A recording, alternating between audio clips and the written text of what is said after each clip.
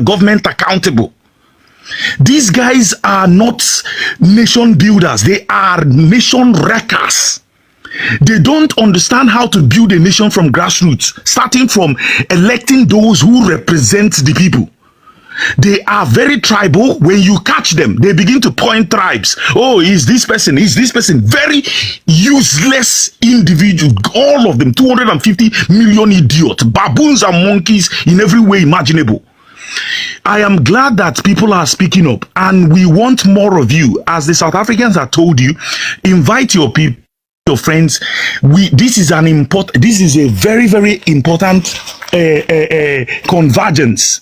We are coming together to realize that these people, where we come from, the reason why we think different is because of our enlightenment. The Biafran people are continue to establish that we don't think like these people.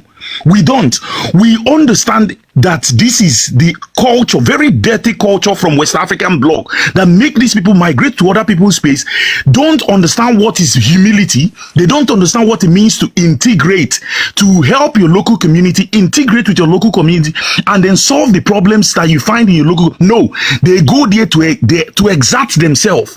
And in the process of exerting themselves on other people, they join the Muzungu against the locals. So I am glad that you made all of these things clear. African Americans are facing the same thing. Other African people are facing the same thing. For the same perpetrator called Nigerians. So now you guys are beginning to see that these things are not, when we talk about these things, they are not fictitious. We're not making them up. We're not trying to make this is how we behave from West Africa.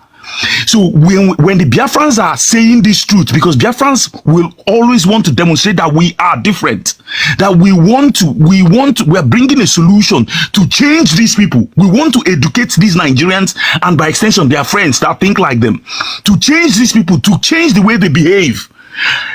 I recall that this morning there's one of them that came on this platform or the other platform. She was talking about how she's educated. She was sent to the UK to study law, and then I had to jump in to correct her. It is not about you.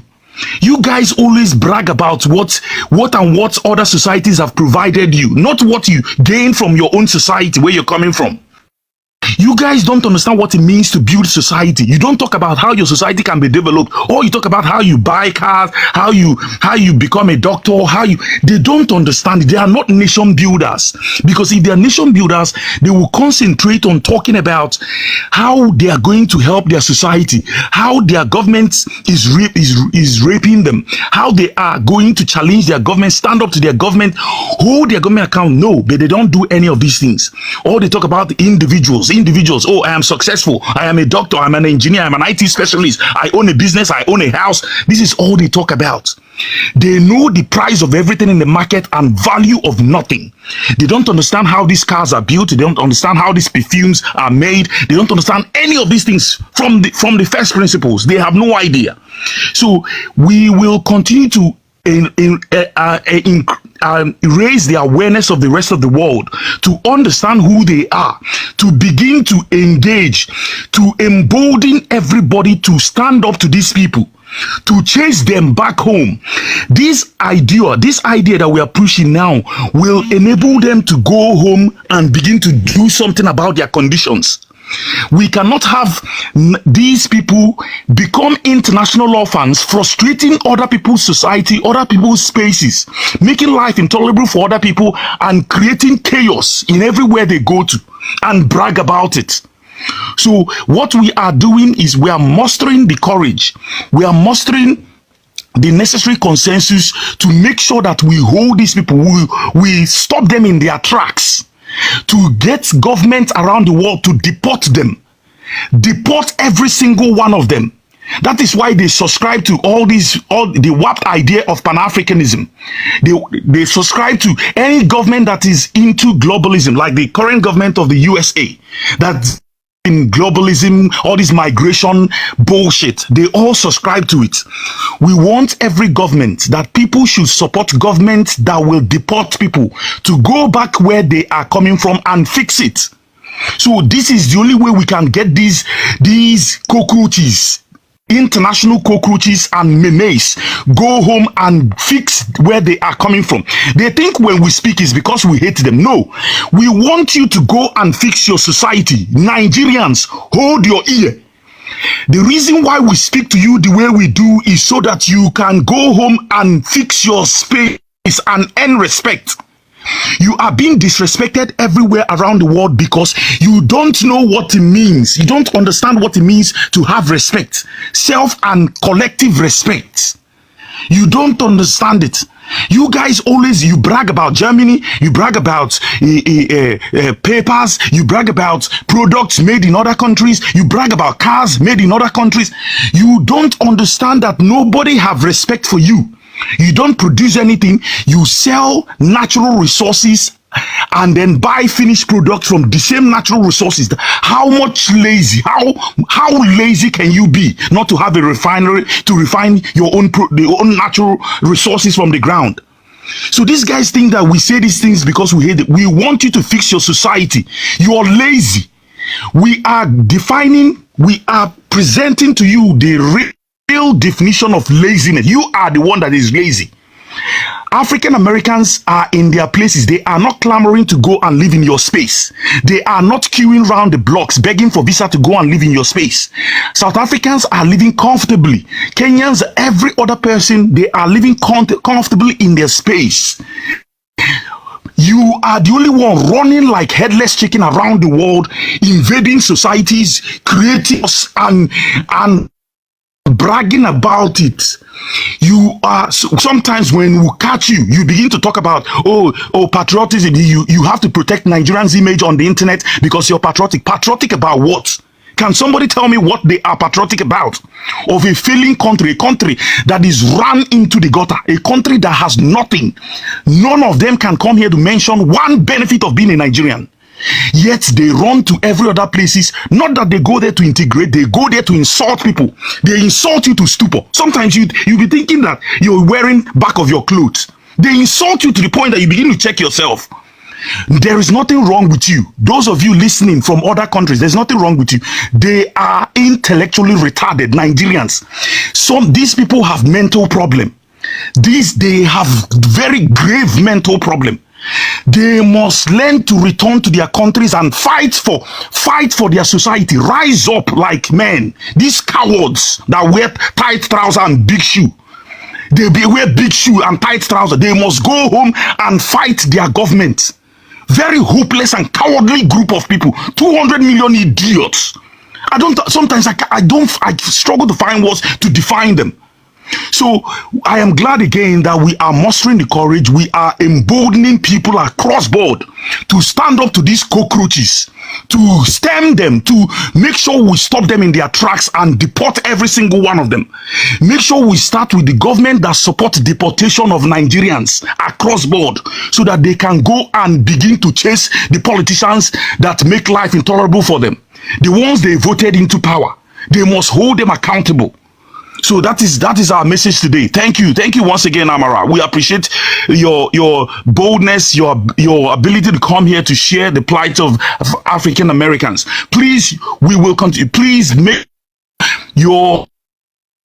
all your holidays, all the plights of your ancestors, all the gory and very horrific experiences you guys had.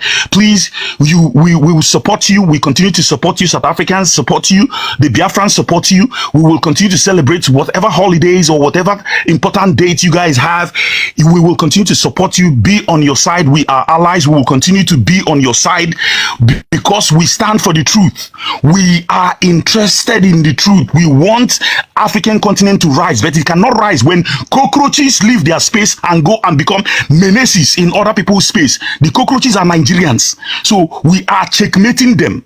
We are making sure that they understand what they represent and then begin to change. So thank you once again. Thank you. Making our youth zombies with this issue of selling powder. And wherever you go, as long as you are a black person in this world of ours, they see you as a Nigerian, and they don't.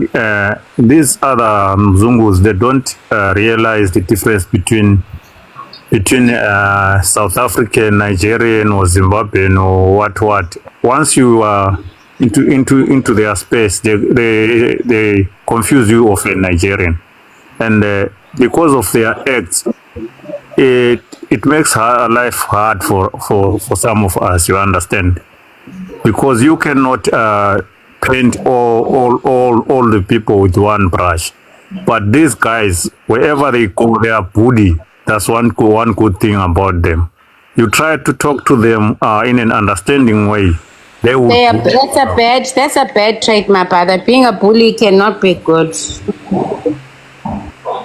Yeah, I think it's their DNA. You understand? Yeah, you try to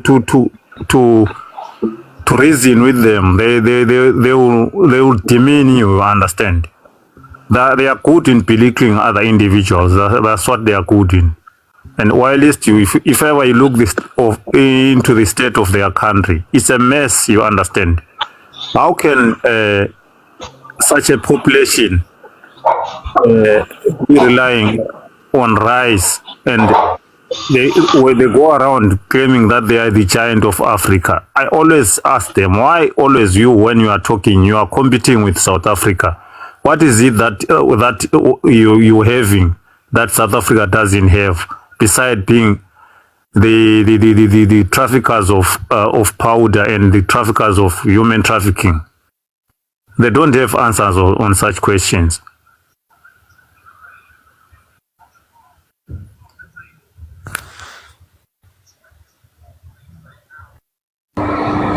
Thank you, Eloquence. Thank you so much. We're moving on to Cult of Cats. Go ahead, sis. Oh yeah, I'm from the southern path. I would say Biafra because of no one claims to be Nigerian. Basically, my state produces the largest amount of oil for like in West Africa, but yet we don't have refineries in Akwa Ibom State. Our people are being called slaves because we're the ones that were sold into slavery. And even after slavery, we had the Biafran War. And even after that, because my people, we suffered like the highest genocide during the Biafra War and all of that. So our population is just 3 million. So basically now, what we're asking for is that we want to have a state so we can take care of our 3 million people, pick up ourselves from the war, because of the ideology that they sold to us. They told us that if you're from any other state, you have to travel to Lagos or Abuja, the states that were built from the backs of Akwa Ibom people, from the backs of our crude oil. They want us to migrate to those places, and places have been developed. When they see people from other places, they don't like it. And even the people working in the oil companies, the oil refineries, are all people that they don't even have any ties to those lands. They're not even indigenous to that land. And yet they'll tell us that they are better than us. They're not houseboys, they weren't slaves. You understand? These are the people that were working hand in hand with slave masters. They were selling weapons to them, and they were using it to unalive our people and sow those out. I'm a product of colonization. But yet when I moved to Lagos or moved to Abuja, the way I was treated, the way I was being treated, because even while I went to school for over 3 years, talking about Nigeria, I don't feel any type of way. I feel that this is kind of like an eye opener, meaning that these people have actually gone out with this bad attitude, this frustration, because I thought it was a Nigerian thing, but yet they went out with this same attitude, go out to destroy other people's lands, because they always want to compete with people. They want to tell you that, oh, I'm smarter than you, oh, I'm better than you, oh, I'm more educated than you. But yet we're in the same Nigeria as everybody. Nobody talks about us. Nobody talks about, like, even after the Biafran War, nobody gave us any kind of money to pick up ourselves. We had to even go back. You can still see sites of where our people, we have more graves where we couldn't find bodies. We had to just create a more graves to put everybody intact. Sorry, I don't want to get emotional. But yet, these people will come on TikTok, will call you slaves, they'll call you all sorts of names, say that you guys are houseboys and house girls. Do you expect us to sell our bodies after the war? Or you want us to go do manual jobs so we can have money to take care of ourselves? The men are disgusting. I can't even date men from any other tribe. I've lived in Nigeria. I felt so disgusted because of one experience can ruin it for everybody in the country. So basically now all we want is our own state. I'm not saying that the Igbos are the best, but right now I prefer them to other tribes. Like, we're trying to break out to see how we can make things better for our people, how we can grow our nation so we can all stay in our homes, because they keep running out of Nigeria. These people, there's nothing chasing these tribes out of Nigeria. There's nothing chasing them. Tell them, okay, when they come to the West, they'll be like, oh, I'm from Lagos State. There's no such thing as I'm from Lagos State. There's nobody, there's only a local government there. But they've come into the West, in the UK to be precise, lying, saying all sorts of things, saying they're from Lagos, saying all sorts of things, and there's no such thing like that.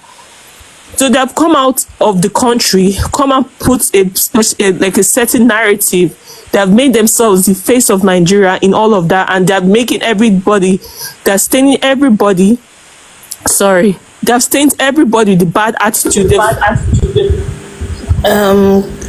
Carl Sissy, do you want to take a break a little, drink some water, and we'll allow you again to talk? Amara, they're very similar to the Nigerians. So what they do, so Nigerians are not really up for working, right? They would rather be selling powder and selling things, running shops, but they don't want to really go and apply for jobs per se.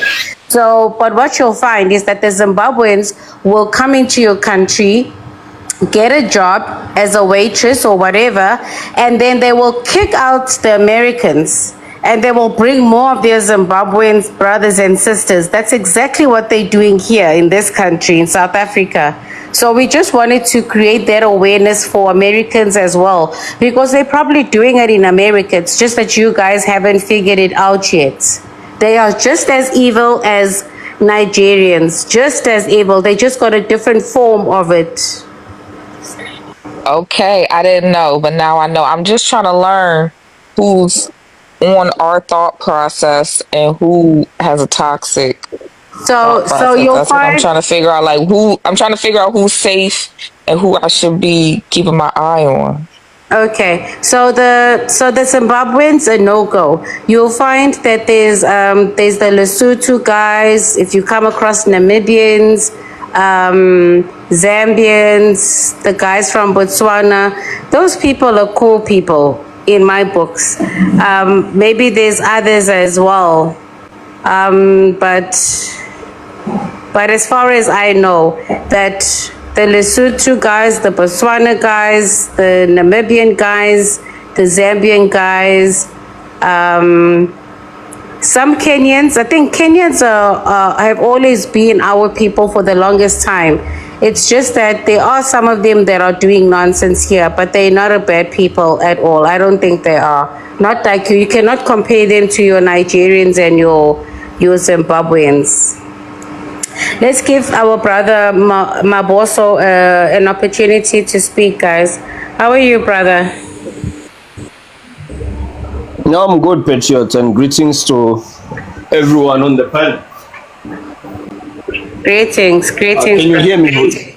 Yes, we can. Yeah, Zimbabweans, just even by the sheer number of their presence in our country, they are the worst. They sit on top by the amount of havoc they've rendered in our country. Nigerians are the worst because they're the worst because in numbers they don't have much numbers, but their criminal impact is felt as if we've got the highest number of Nigerian migrants when it comes to migrants, and they're not even in top 5. But the level of crimes they commit in our country, you will think we have got the highest number of migrants as Nigerians in terms of comparing to other groups. So imagine if we had them at the high level. Their behavior and culture that we see in our country, it explains why Nigeria is where it is. It's just insane. And we can't cope as South Africans. We can't tolerate such. But I think it's normal for many Nigerians. It's just a clash of two cultures, clash of civilizations, because I think that's the biggest conflict between us and them. What we complain about, it's normal to them. Just the level of criminality they commit in our country, corruption, fraud, it's just insane, and I think they don't do it to the fullest. Where they come from, home, where's their land, I'm guessing they do it, they practice it to the fullest, but we still amazed at how people can live like this. It's still a culture shock to us to this day, and they've been living here for more than 2 decades now. It just paint a better picture if you want to understand where they come from, their society, their culture. You don't even need to visit Nigeria to have a clear picture of what is going on there. You just observe what they're doing in our country, and probably it's 100 times worse in Nigeria. I remember when I was talking to one of the honest Nigerian guy who's for Biafra. He's I think his name was and Nigeria. So he told me that if I go to Nigeria and live there, within a space of 3 weeks, I'll be a criminal. I just couldn't fathom to hear that. And this is I will say, one of the few good Nigerians we come across, good in a sense that is trying to be honest about what's going on there, to tell us the truth. I just couldn't believe that. So the dynamics of African countries is just the issue of undevelopment, poverty, people doing whatever they can for survive, and these countries, they breed such cultures where people now are just corrupt, because it's everyone has to look after themselves and do whatever they can just to survive. So I think if Africa was a bit developed, when the resources were shared to the citizens, maybe things wouldn't be this way. But man, it's just sad. And South Africans now, we have to pay the highest price, because at least in South Africa, life is better than compared to many countries in Africa. There's actually opportunities, but those opportunities and the beauty of our country has attracted, the underdogs, the worst of the worst. And it's sad, because this seems to be norms where they come from. The people we call criminals in our country, they just average citizens where they come from. This is just the order of doing business. Human trafficking, selling powder, organ harvesting, rituals, human rituals, performing rituals on people, making them disappear, ransom kidnappings, where people who are sought to have money within the society are randomly kidnapped by these people. They don't even know where they come from, and they're asking for money. The business, the way of conducting businesses that we see in our country today, it's just out of this world. Some they will find clean roads. They are occupying every fucking space they can find. Our roads used to be clean. We always have pavement by the side of the road. For them, that's an opportunity to set up their funny businesses, and they just sell all kind of nonsense. The next thing, within a space of few months, that street is dead as hell. And we have to accept that. It's Africa, apparently. We are all one. Hey, let's all come here and dance on a piano together. It's all, it's nothing. We can have millions of them here, it's nothing. And then we have got stooges like Bumalema, who are paid by he's a Western agent, he's a Western project, pushing the Western rhetorics. We are told about the far left ideas. We are told about the communist and socialist ideas. These are all Western ideas. We are told that we are one Africa. Africa before was just this one beautiful land where the lions and the zebras were all living together in harmony and running around in the beautiful motherland. We all come from this one Kumbaya family, and we were sharing fire there at night. It's just, it's amazing. And then all of a sudden, the Mzungu man came and changed everything. He's the one who divided us, apparently. And we so, and then we are told that story, and we are told that South Africans must not fight for petty jobs. South Africans are the buffer class of Africa. We must be owning diamonds and gold and coal and oil, and then the rest we can leave it to poor Africans. And the land is the most important thing in this story of Kumbaya. Wakanda story. The land is the most important thing. When you ask them, how come Nigerians, Zimbabweans, Ethiopians are running away from this most important assets, you call it the land? They say, no. Those ones are poor Africans. They can't fight for themselves. They're not like you. You are a South African. You are a smart African. You deserve better, not them. Allow them to take your jobs. Those are the cleaning jobs. It belongs to them. Someone working as far as from Ghana to work in a salon in South Africa as a hairdresser, but they will tell you that no, a job in the salon is not important. If the job in a salon is not important, explain how someone comes far away from Senegal or Ethiopia to run a spaza shop or a salon, and you say these jobs are not important. They live it. People from Sierra Leone are leaving diamonds behind. Ghanaians are leaving gold, as they are the largest producers of gold in South Africa. Nigerians are the largest producer of oil. They are leaving Nigeria. They live in oil to be bouncers and security guards in South Africa. These jobs are more important than oil and gold, my friend, if you ask me, because there's no way I'm leaving Ghana with that gold to work in a salon in South Africa. Let's use logic here.